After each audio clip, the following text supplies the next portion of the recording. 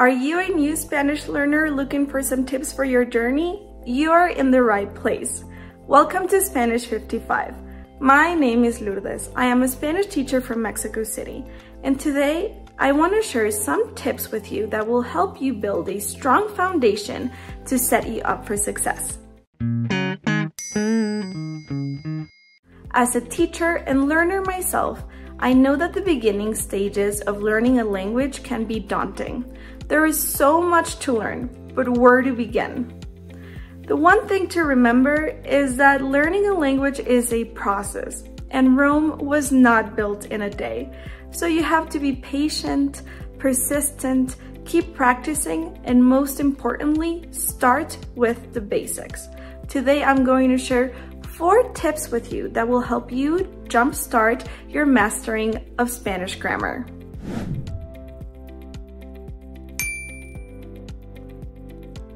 Tip number 1, understanding how to conjugate verbs in Spanish.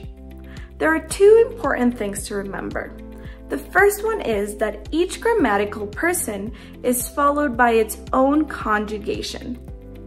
And the second one is that conjugating in Spanish mostly involves adding endings to the root of the verb. Let's dive a little deeper into this. As you can tell in this conjugation chart, each personal pronoun is followed by its own conjugation.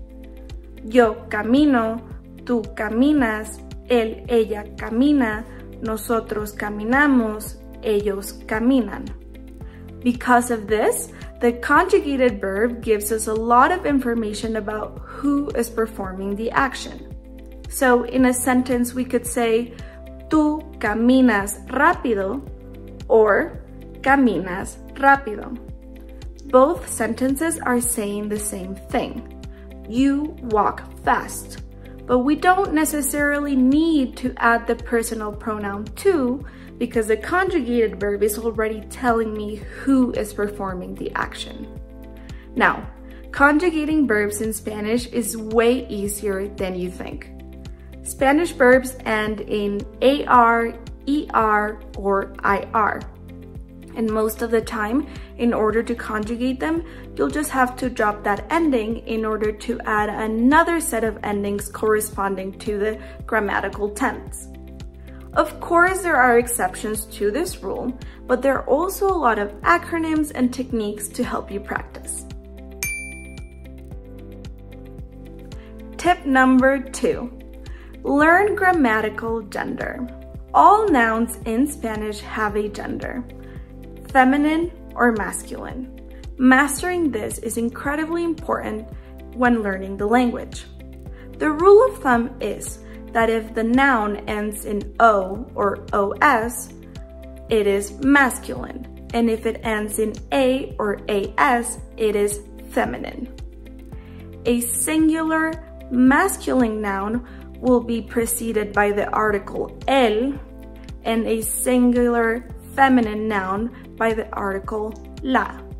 For example, el niño, the boy, o la niña, the girl.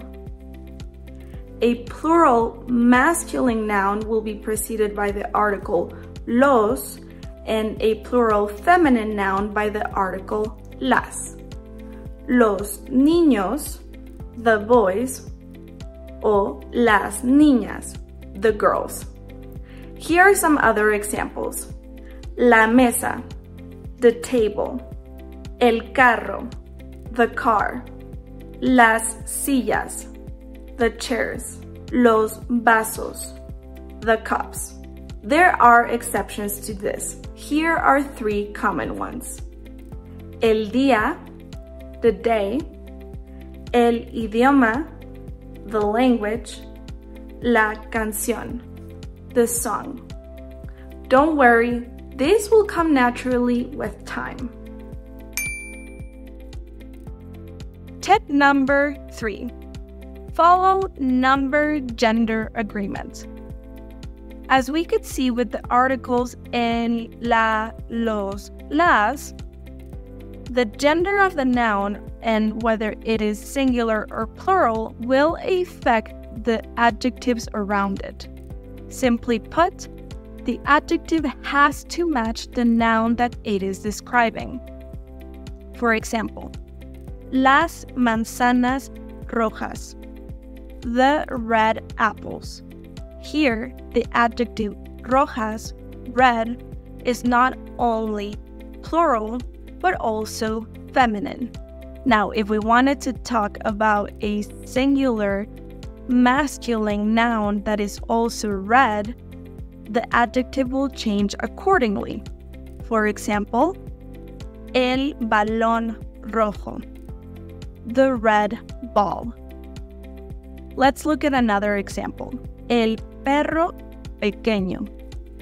Here, the adjective pequeño is singular and masculine to match the noun perro. Las bolsas bonitas. Here, the adjective bonitas is feminine and plural to match the noun bolsas. This is known as gender number agreement. The English language does not follow a gendered system, so it can be difficult to grasp on at first, but keep on practicing. Tip number 4. Know the uses of ser and estar. The verb to be can be translated to both ser or estar. And just like in English, this verb is used a lot. So make sure to know when and how to use it correctly. Here is an easy way to remember. How you've been or where you are, always use the verb estar. So we will use estar to answer the question, ¿Cómo estás? How are you? Estoy cansada. I am tired. You will also use it to state your location. Estoy en el baño. I am in the bathroom. Now for ser, remember, who are you? Are you from there? Always use the verb ser. So we will use the verb ser to talk about personal descriptions. For example, soy maestra de español. I am a Spanish teacher. Soy tímida. I am shy. You will also use ser to describe where you are from. Soy de México. I am from Mexico. Of course, there are more uses for ser and estar, but like I said, it is important to start with the basics, and as you progress, add on.